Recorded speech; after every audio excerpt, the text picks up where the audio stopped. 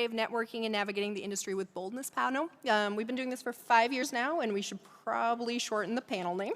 But thank you so much for being here. Yeah, so this is our 5th year in a row of being here. We have some familiar faces from years past, but we also have added some fun new faces. So why don't we get started with introductions? We'll do your name, your current role, company, and you could add a fun fact if you have one. So hi, I'm Laura. I am an associate creative director at Nerd Ninjas.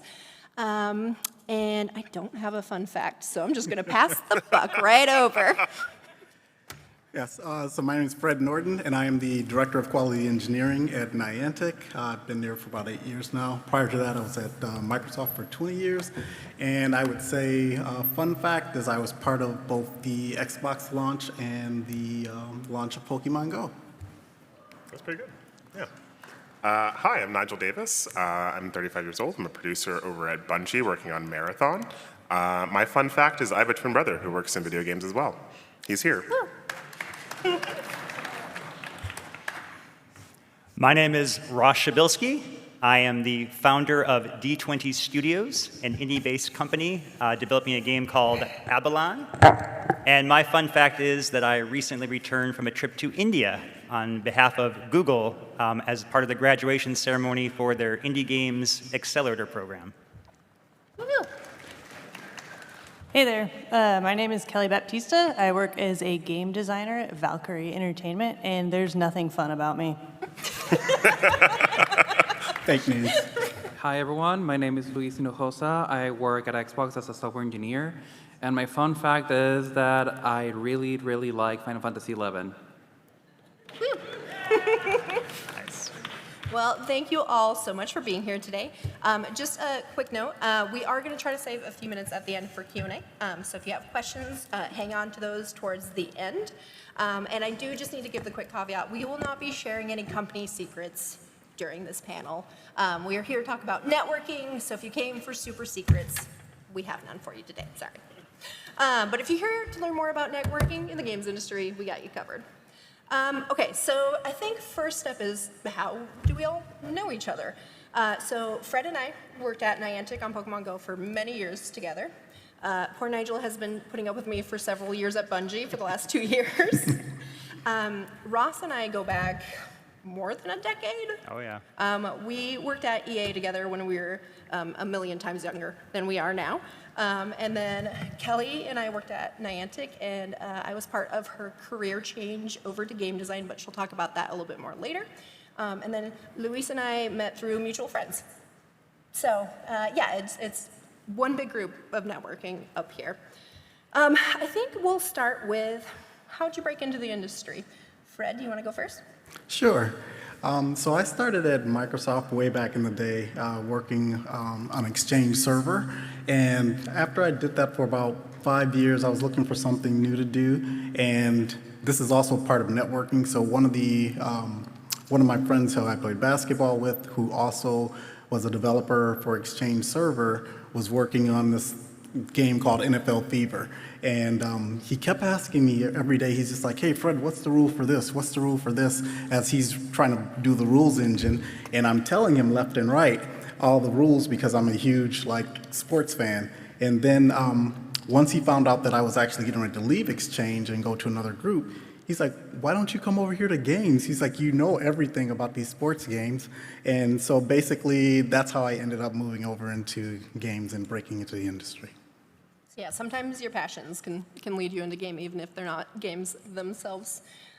Nigel? I got into the game industry kind of twofold. First was I went to college for game design, and that did not pan out, and now I'm a game producer.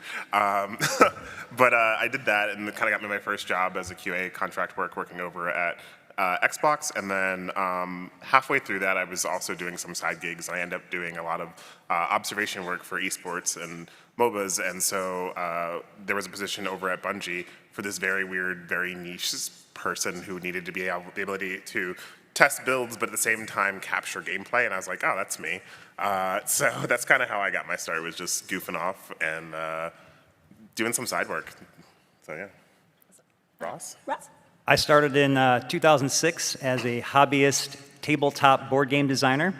And back then, Kickstarter wasn't as prevalent for board games as it was today. So a friend of mine encouraged to take my skills designing my game and create it as an online game, which I did. And I started my company in 2009 as a moonlight indie, also working part-time as a software developer.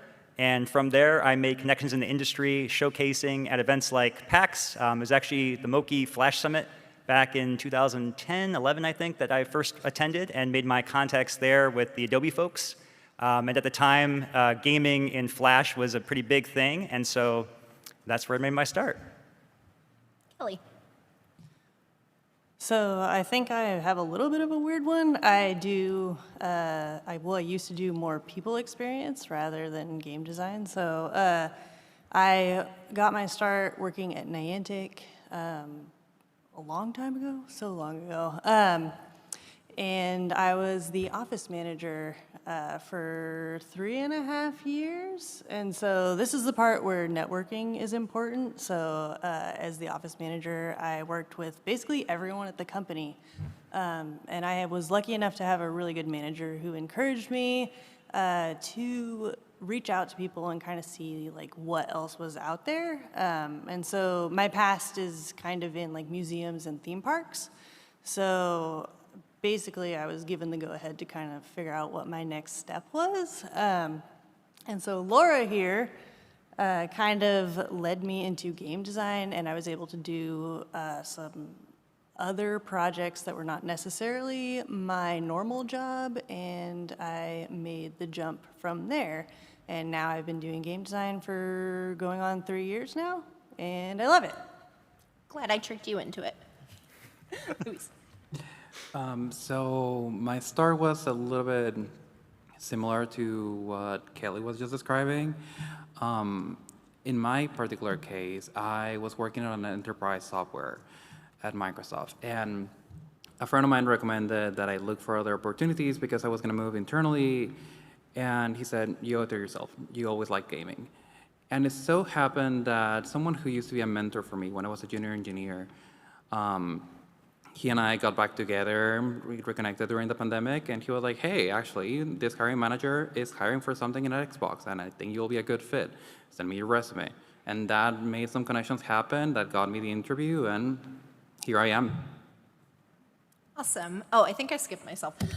So I actually went to school like a nerd for video games. I went to the University of Utah. I was in their first cohort for grad school because I didn't know what I wanted to do for a living. So I was like, I'll just stay in school a little longer. So I actually, I thought I was gonna, I spent like 7 years studying to be an animator. And I got my first internship actually as an animator. And then they came to me one day and they're like, hey, we're trying to make this game more girl-friendly.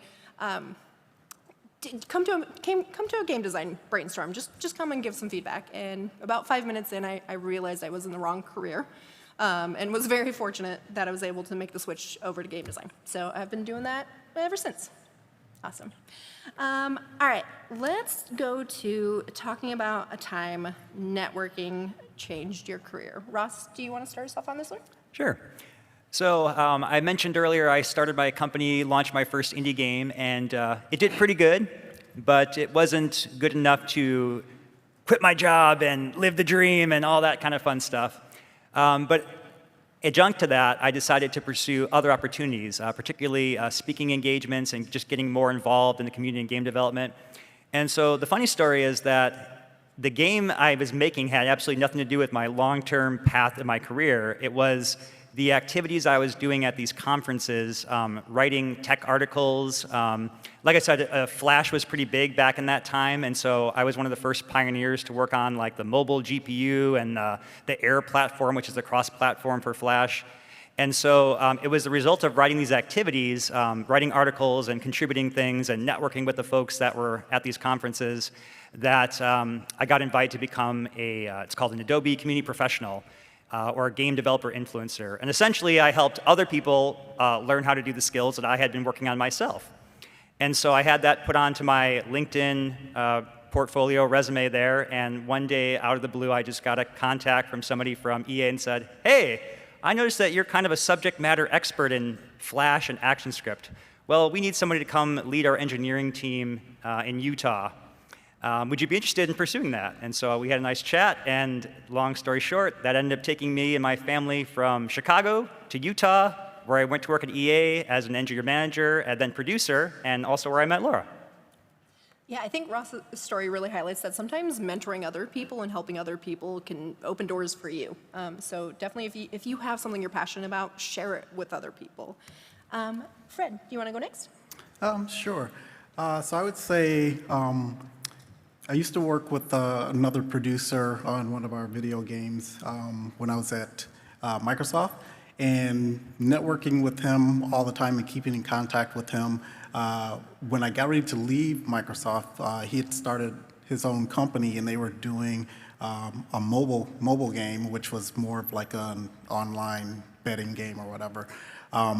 But in networking with him, that's how I ended up coming to that startup. And that really changed part of my career because of the fact that I had never really worked in the mobile space. And even though that company didn't pan out, when it was time to move on to something else, at first I thought about going back to Microsoft, and then this company Niantic knocked on my door because they saw my mobile experience, which I wouldn't have had if I wouldn't have went to that startup, and that really changed my trajectory as well. Yeah, so that's one thing that I think is really important, especially if you're trying to break into the industry, is if you wait for the perfect job to come around, you might be waiting forever. But sometimes a really interesting opportunity comes up that might not be 100% the perfect fit, but it's a place you think you can go and you can learn and you can grow. And just getting your foot in the door through those opportunities can lead to that perfect job down the road. So be open to opportunities as they're arising. Luis, do you want to go? Sure. Thank you, Laura. I think the story that I'm going to share is a little bit different. This is not one time where networking was something I did, but someone else did, and that really changed my career. The program director back at my university networked her way into establishing a connection between my university in Mexico with Microsoft. And through her effort, she generated a bunch of opportunities for a bunch of people in her program to be able to apply either as an intern or as a full-time employee to Microsoft. And that really changed our careers, because otherwise that opportunity as a new grad or an intern wouldn't have happened. So several of my friends who are in this audience and myself, the only reason we are living here in Seattle is because she networked her way, connected with Microsoft, and made those opportunities happen for us. So, yeah. That's really awesome. It's amazing when someone's there to help champion for you. That's very cool. On the opposite side, I think I'm going to talk about my arch enemy, who's in the audience today. Chris Sides and I, who's in the audience, he's been on the panel in years past, worked with Ross and I at EA. When we worked at EA, we fought like cats and dogs. And since he's not on the panel this year, I was always right, and he was always wrong. We were young. It was early in our career, and we were on a tough project, on really tough deadlines, and it was brutal. It really was. But flash forward years later, Chris is moving out here to go work at Bungie and reached out to me. We were able to go get drinks and talk about all the chaos and say how sorry we were for how hard it had been for both of us. And now Chris is one of my best friends, has to put up with me on the regular, and is actually the reason I went to Bungie while I was there. He reached out and let me know that they had a social design role open, and it led to 2 really cool years of my career. So I think one really important lesson is people are always going to come back around in this industry. So be kind to one another and take good care of each other. And remember, projects get tough and it gets hard, and Chris is always wrong.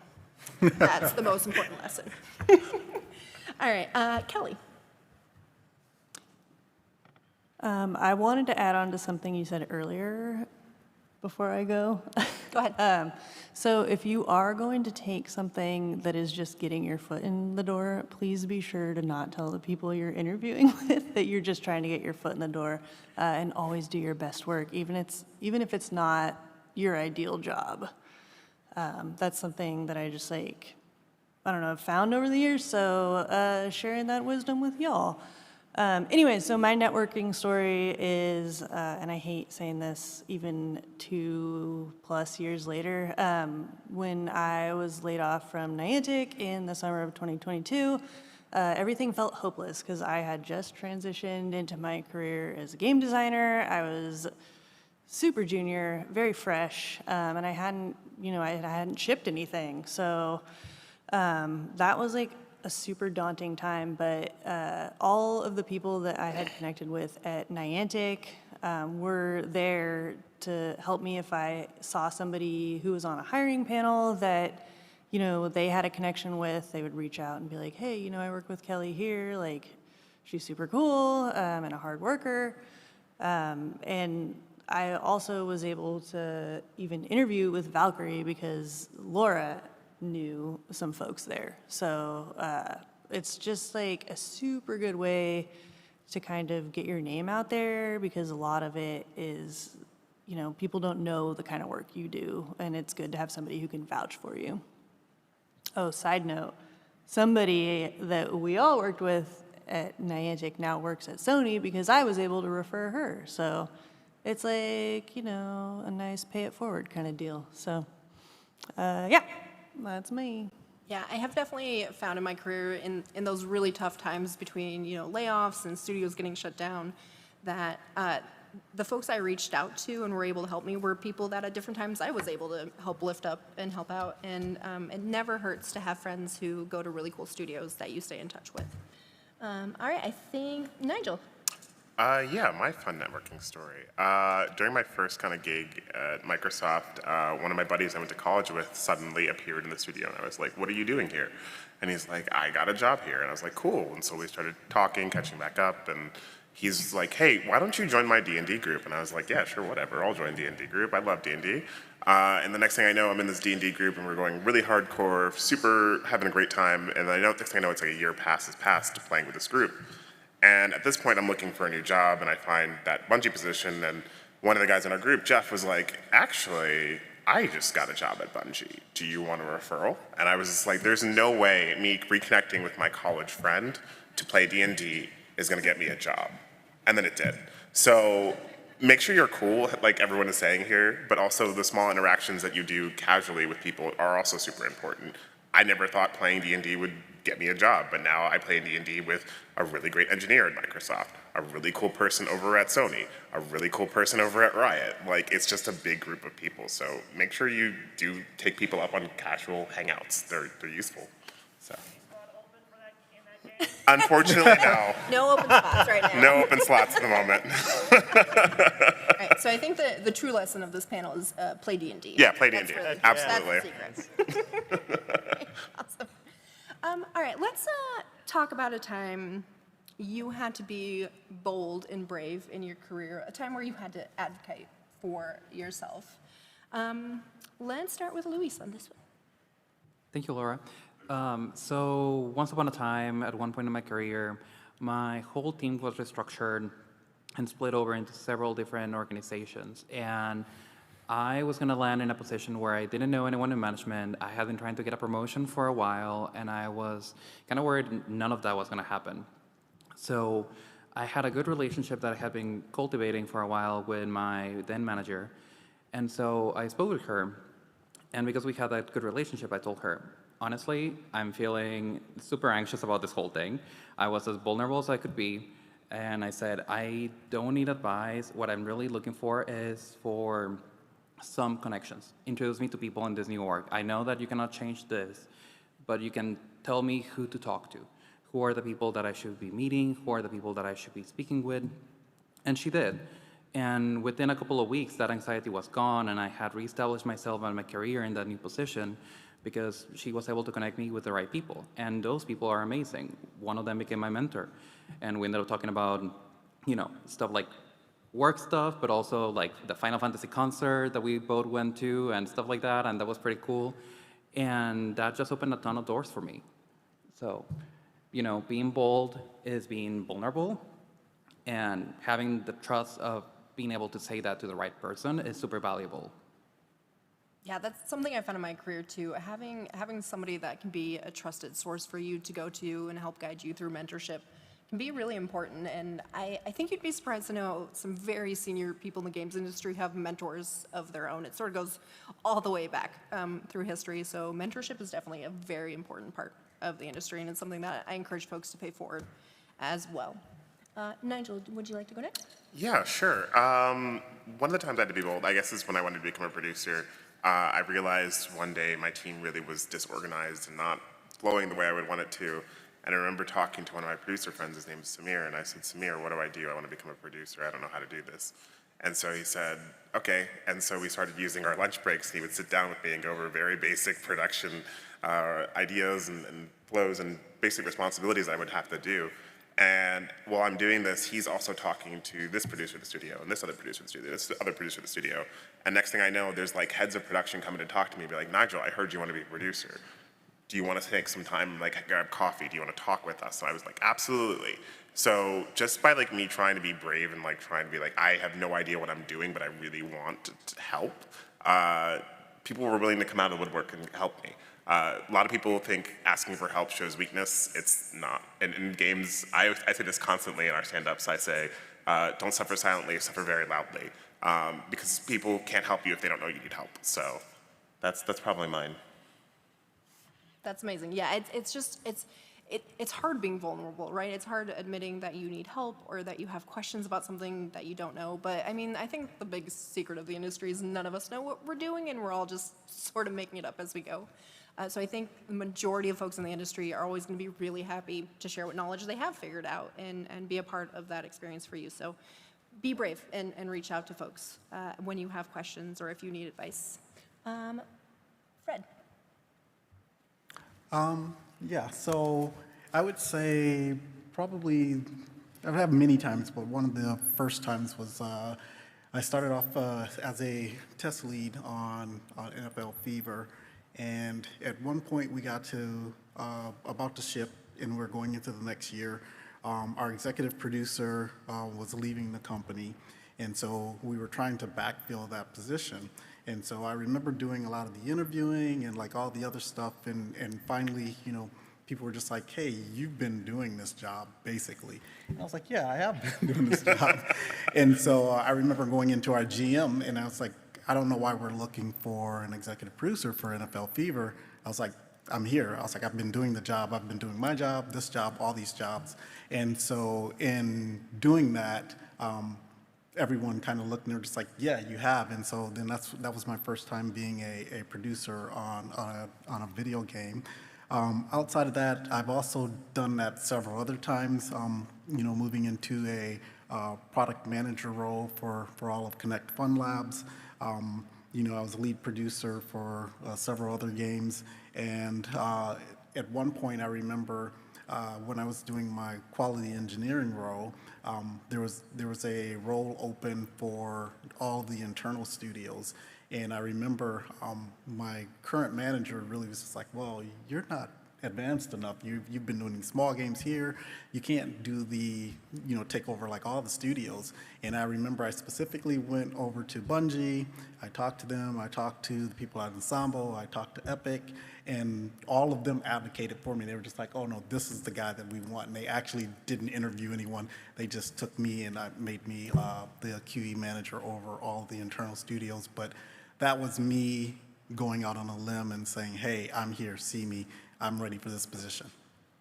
Yeah, so sometimes you have to identify to your work the amazing things that you're doing and help them understand the value that you're already providing and how you're a good fit for an opportunity that's come up. So it's really great that you're able to do that for yourself. Thanks for sharing.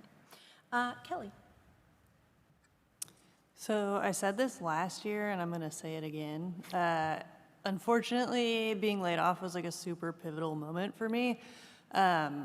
I mentioned before that I was super junior when I got laid off from Niantic, and so at that point, it was kind of like, oh my God, like I don't have a job, I have a mortgage, what do I do?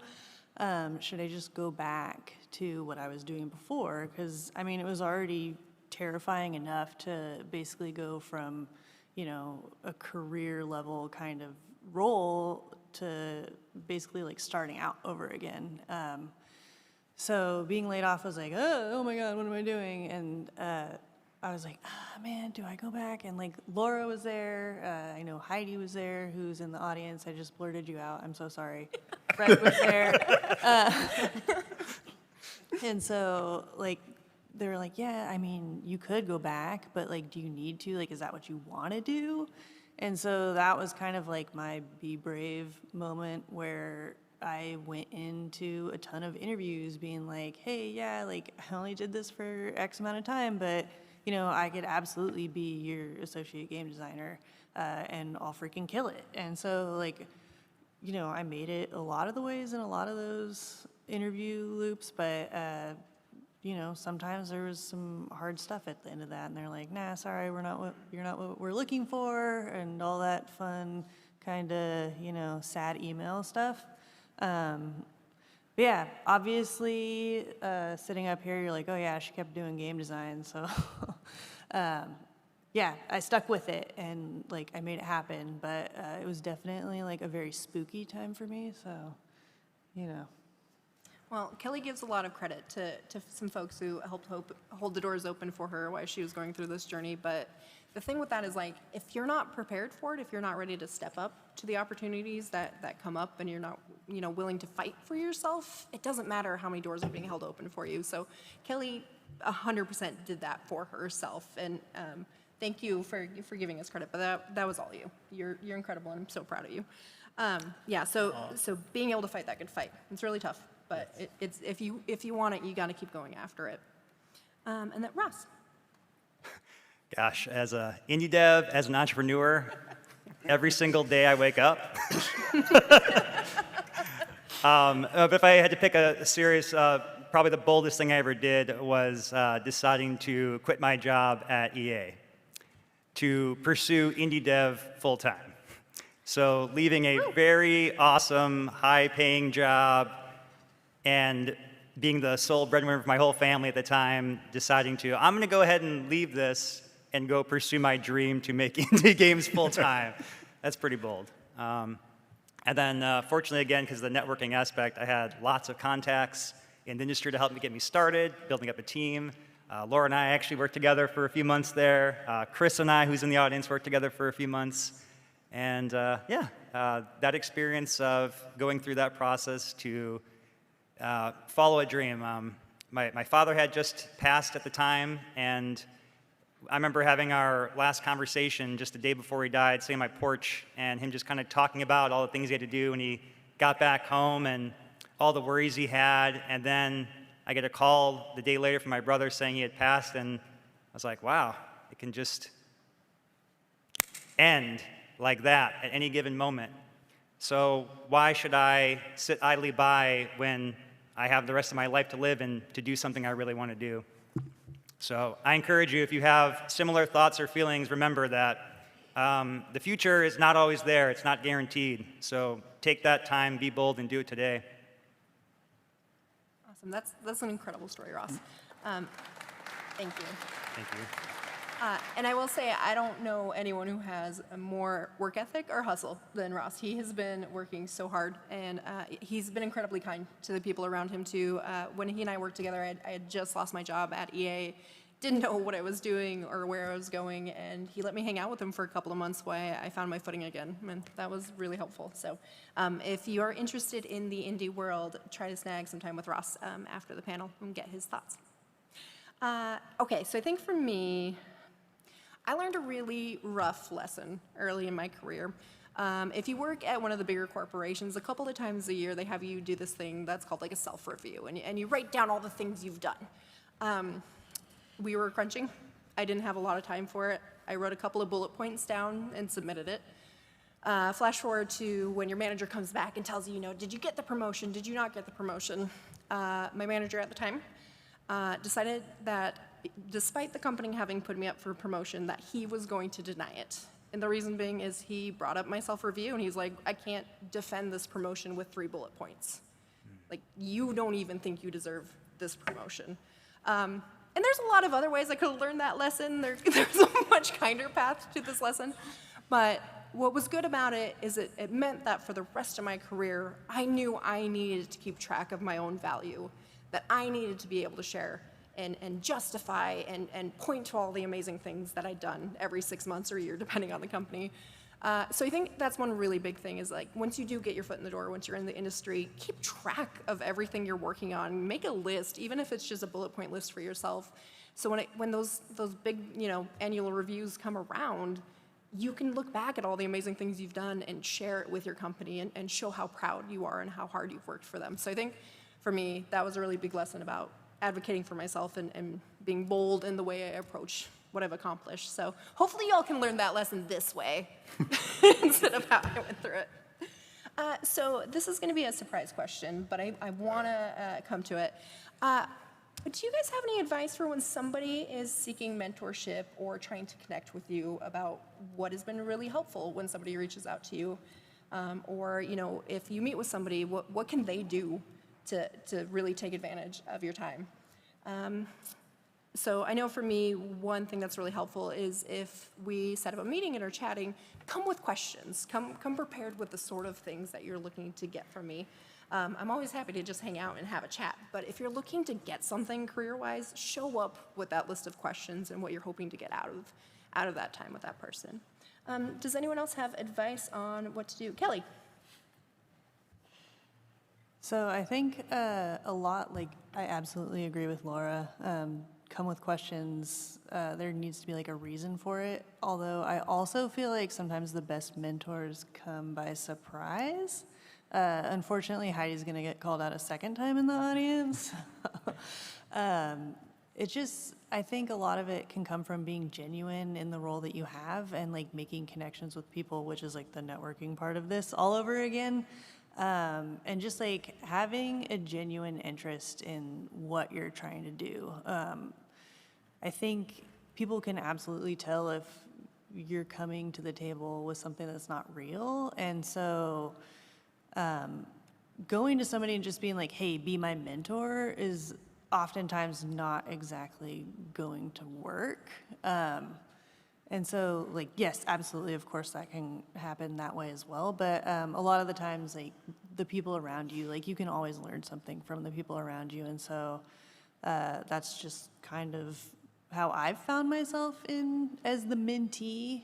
And even in the past, like, you're like, oh, yeah, I've been giving this person advice for a while. Like, I think they rely on my kind of insight on this stuff. So, yeah, just the whole be genuine and don't like, it's not like a take-only relationship. It goes both ways. So, yeah, I'll end on that before I start like blathering. So, whoever wants to go next, hopefully that was enough time for the surprise question. Ross? Have an attitude of gratitude.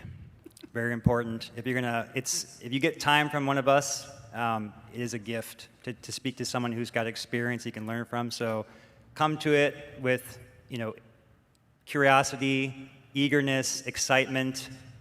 Definitely don't schedule it during a time when you're going to be on the phone eating your lunch, or don't be late to the call if you have the honor of getting a call with somebody. It's very disrespectful to their time. Make a really good first impression. And, know thyself. Come prepared with some thoughts on, who it is that you want to be, where you want to go, what's your vision for your own future. Because the way you can get the most benefit from us is to help communicate that. That's kind of the first step in the journey. And where we can help provide assistance is showing the pathways for the resources and the steps you need to take. And the other big thing I'd say is have an attitude of give to grow. So a lot of the things I'll typically mentor folks is about, they come to me asking, what can you give me? What can I see? It's all about what you're going to get without having earned any place there. And what I find is the most effective path toward establishing your career is asking yourself questions of, what can I do to help? What can I do to contribute to others to help them succeed? And if you come with that kind of attitude, gratitude, and give to grow, you're going to find lots of doors open for you. It's like karma, okay?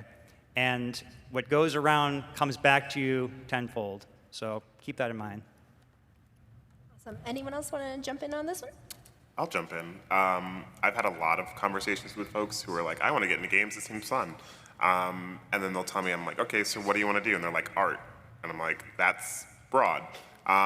You need to go more specific. So please do your research before you chat with us. You definitely need to talk and know what kind of roles there are. For example, if you say, I want to do game design, cool. Do you want to do level design? Do you want to do systems design? Do you want to do social design?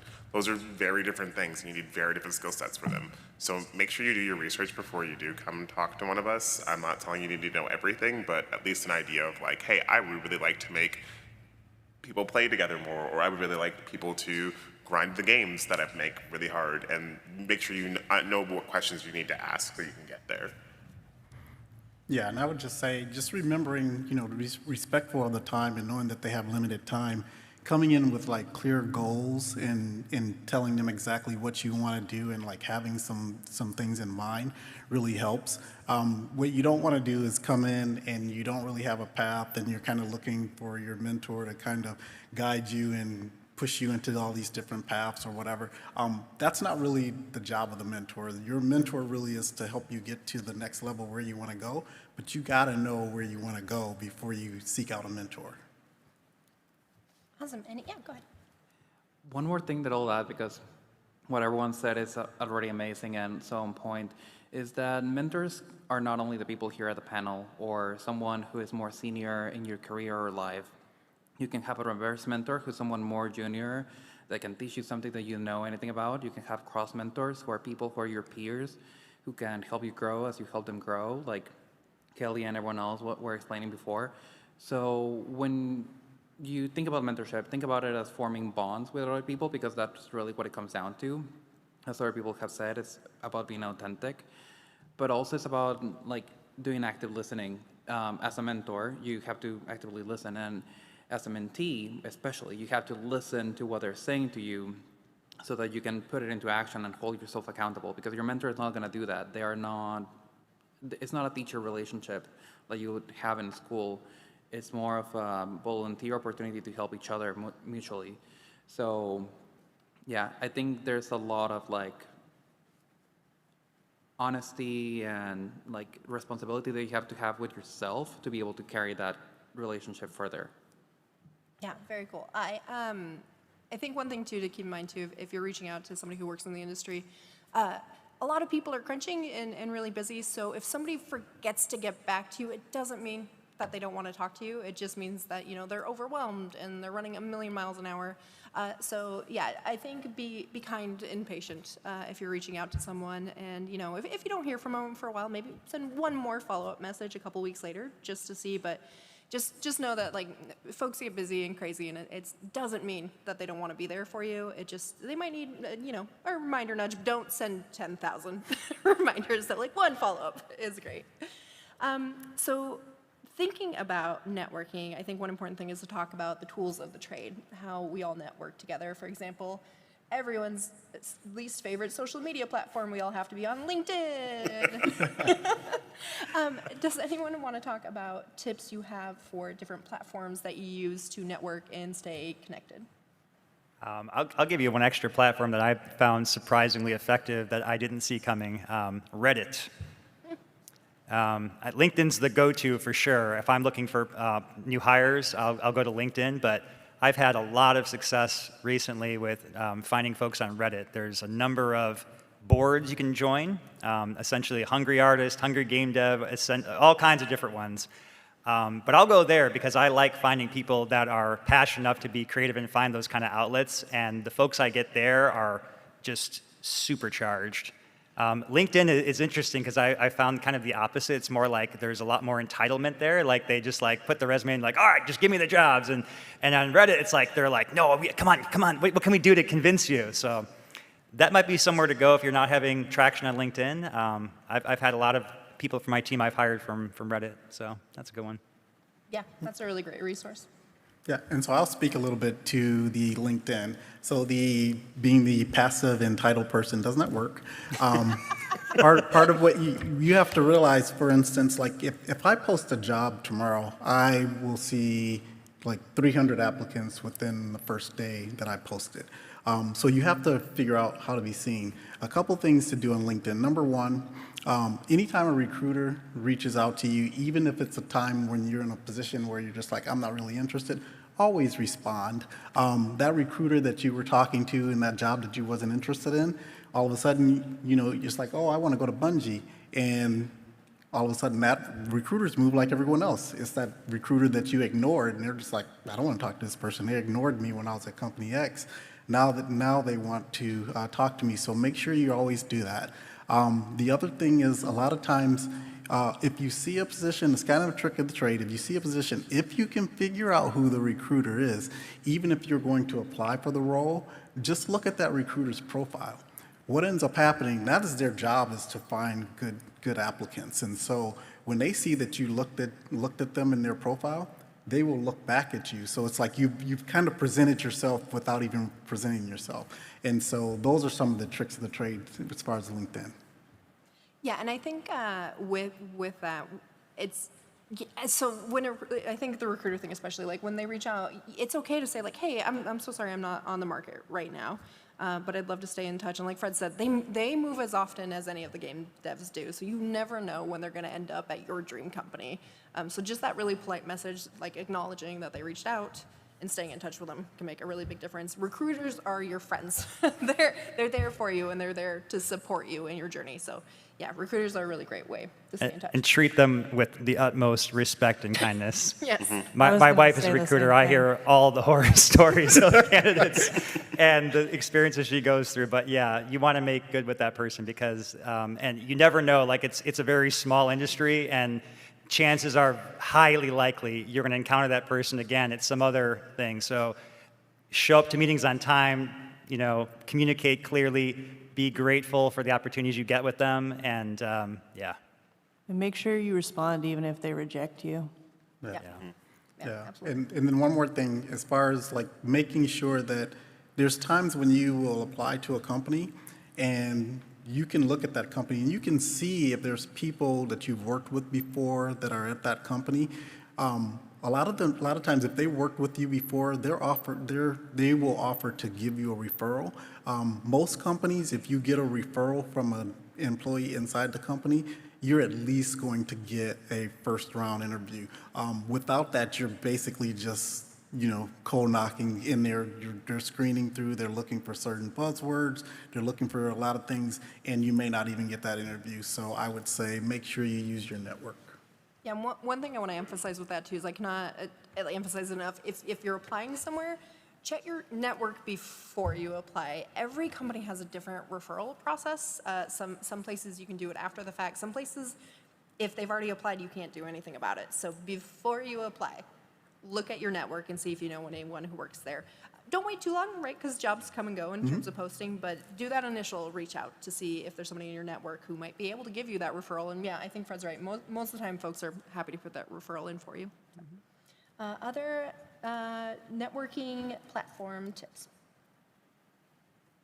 What I have for a lot of people, especially people who work with more visual stuff, is make sure there's an easy link to everything you do. I can't tell you the number of times I've seen somebody on Twitter post me and be like, hey, would I be a good fit for this random position? I'm like, I don't know, dude. You don't have any kind of portfolio that I can easily see. You need to have your work like I can see exactly what you've done. There's a reason why a lot of us put our titles and stuff in our Twitter bios or whatever, just so people know exactly what we're doing. If people don't know what you're doing and they can't find out it quickly, they're going to probably pass on you and go to somebody else. So make sure that stuff's easily found. Yeah, awesome. Luis? One thing I was going to add is make sure that you are reachable by other people. And by what I mean by that is that if all your profiles are closed and you don't check the email very often, and that's the email that you gave to recruiters, and all of that is like isolated, then it's gonna be hard for you to like get noticed and to notice things that are coming your way. That's on the technical side of things. The other side of that equation is that if you do make the connection with those recruiters, make sure that you are touching base with them every so often. And if you're going to have a conversation, don't say, no, I'm not interested at all. Say, hey, how about we talk again in 6 months? And they're going to put it in their calendar, and they're going to send you an email in about 6 months. And then you can have another conversation. And you can start building those connections and have casual conversations from that. And, as Laura, Kelly, and Nigel, and everyone else have said, if they end up moving because the industry is so small, they're going to remember you, and you already built that relationship. Awesome. Okay, one more surprise question because I'm out of control today. What's one thing you wish you knew before you got into your career? It's one thing you wish when you were starting your journey that you knew. Kelly, you look like you're hot to trap. Yeah, I was gonna say I wish I knew that I was gonna be on a panel at PAX. I think for me, I wish I knew that everyone suffers from what they call imposter syndrome, which if you don't know, it's that feeling where you land the job and you get it, and then you're like, I have no idea what I'm doing. Did I trick them into giving me this job? I've never game designed a day in my life. And the truth is, almost everyone suffers from it, even folks who've been doing this for 10, 20, 30 years. So you get into a new job, and there's this split second of, you think you've somehow fabricated your entire life and tricked everyone into giving you the job. And imposter syndrome goes away with time. And even the people you admire, even the people who've made the games you love more than anything in the world, at some point in time in their career, they've suffered from imposter syndrome. So if you're going through that, just know we've all been there. We might be there right now. And it passes with time. So that is a very normal feeling to be experiencing. Fred? Yeah, I would say the one thing that I wish I knew before I started my career is that you are a brand, and you should treat yourself as a brand. I've talked about this in past panels, but I always talk about building like brand equity, and what I mean by that is, for instance, when you show up to work late, that becomes part of your brand equity. It's like, this is the person that always shows up late. If you're that person who delivers and over-delivers, over time that becomes your brand equity. For example, I would say, and you have to build that. So for example, I would say if you look at a company like Nike, way back in the day, Nike, they built their brand. They had a lot of brand equity. Here comes a shoe company called N1 a long time ago. They were like snipping on their toes, and they were really about there. And they had this dunk contest where basically their star athlete blew out his shoe. N1 never recovered from that. Fast forward, if you remember, it was just a few years ago, Nike had the same thing happen with Zion Williams. But the difference is they had built brand equity, so people were just like, this is off-brand, and so they're willing to forgive them as opposed to the other company that hadn't built that. So it's the same thing at work. You'll have two people, for instance, we'll say, Laura, who's never late with anything, but let's say she missed a deadline. Her manager is more like to be like, you know what, that's really not Laura's brand. It's like, this is a one-off, as opposed to someone who hasn't built that brand equity. They're just like, oh, this is a bad sign. So make sure you treat yourself as a brand. Always think about building your brand equity. Yeah, I think that's a really good tip, and it's a good thing to start thinking about early in your career, for sure. My serious answer is that I wish I had known to not give 150% of myself to a company. Work-life balance is extremely important, and just taking care of yourself will make sure that you can do the best work you can do without making you burned out. So don't burn yourself out. Take care of yourself. Have that work-life balance. Play video games in your spare time, but don't overdo it. Yeah, absolutely. Work-life balance is super important, and it's important to take care of yourself. I'll add to that one too, actually. That was a really good one. It struck something for me, which is don't give 150%, not just because it's not good for work-life balance, but you don't get rewarded for it. Being the overachiever does not get you any extra brownie points. You want to be flying at the level of you do all the things you're supposed to do, and you're friends with everybody. That's the sweet spot, okay? Don't do anything you're not supposed to do extra, because all you get rewarded for with it is, oh, this is the person I can offload the work to. And then somebody else will then say, I'll get the credit for that, and you'll just be the dumping ground for all that future work, okay? And, to be fair, I got a different career out of it, so. So I think the lesson there is understand your own boundaries and make sure that you're doing your job well, but that you are working towards meeting those expectations and taking care of yourself in that process. Anyone else on what you wish you knew before you jumped into this crazy industry of ours? Everyone has their own pace at which they grow and come into this industry. Some people skyrocket, some people take a while to get there. It's fine. Don't kill yourself trying to get there. I remember when I first joined the industry, I was like, I'm going to be a designer in like a year. And that didn't happen, and I beat myself up a lot about it. Don't do that. Don't do that. Take your time. you'll get to where you want to go. You love schedules way too much to be a I designer. love schedules so much. Luis. I will say that I wish I knew that just because someone offers you something, like a position, a promotion, or whatever, that doesn't mean it's the right move for your career. It might move you further ahead in a path that is not the right one for you. And that's something I wish I knew, because then you have to make a stop, evaluate, and pivot to get to what you really are looking for. Awesome. All right, we've got one more topic, and then we're going to switch over to Q&A. The last topic that I wanted to talk about is the importance of being a part of your local community, and there's a couple of different ways to do that. There is, and because I forgot how technology works and that we could have had a slide with this information, the panelists will all have this piece of paper with them that you can come take a screenshot of that'll have this information on it. So there's the IGDA. That is one organization that is pretty prevalent throughout the world, so definitely check out your local chapter of that. There is also WIGI, which is a women's organization for women in gaming. Again, lots of chapters throughout the country. If you're local, there is the Eastside Industry Night. They meet on the first Tuesday of every month at Zulu's in Bothell from 7 to 10. So that happens every single month, and we have their contact information up here.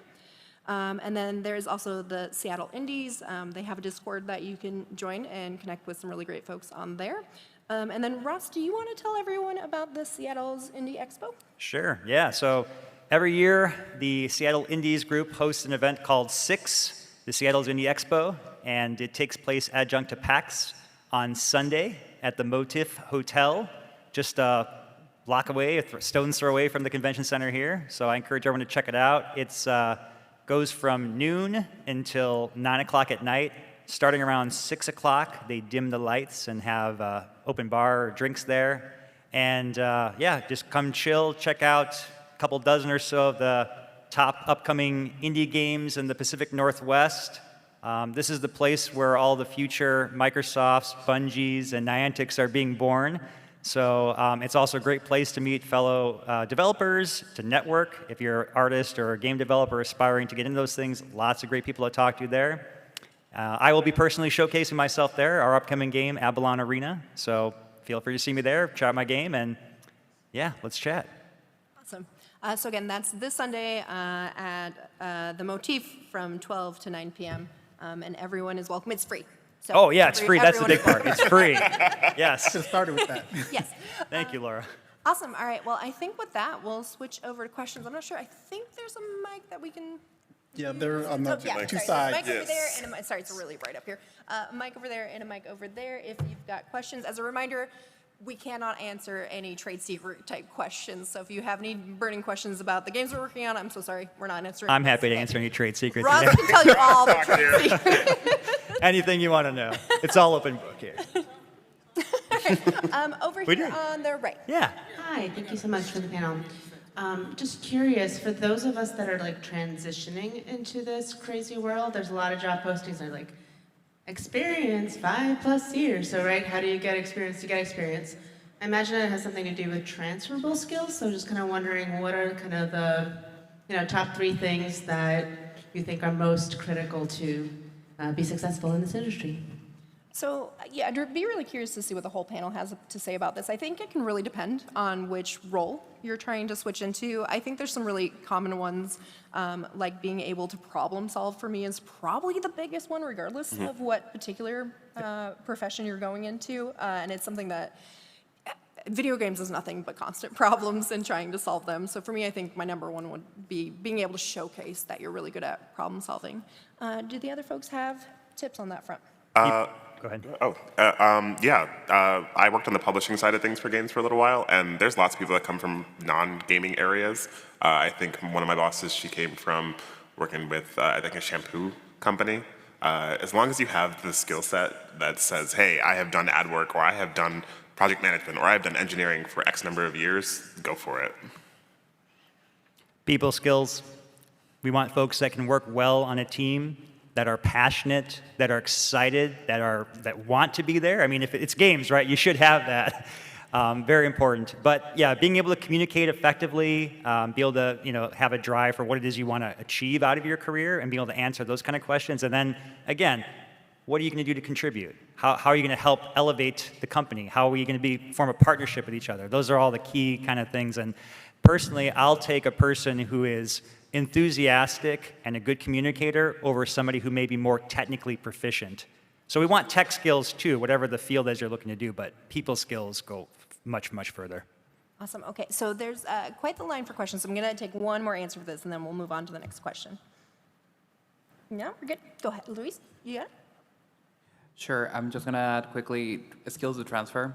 I never did anything related to gaming before. I don't work in games exactly. I work in the infrastructure around them, and transferable skills is how I did it. So it really does work. Yeah, and I'll say I never let a job description stop me from applying. Over here on the left. Hi, I don't know how loud this is. This is loud? Can you hear me? Yeah. Okay, cool. That was very similar to my question.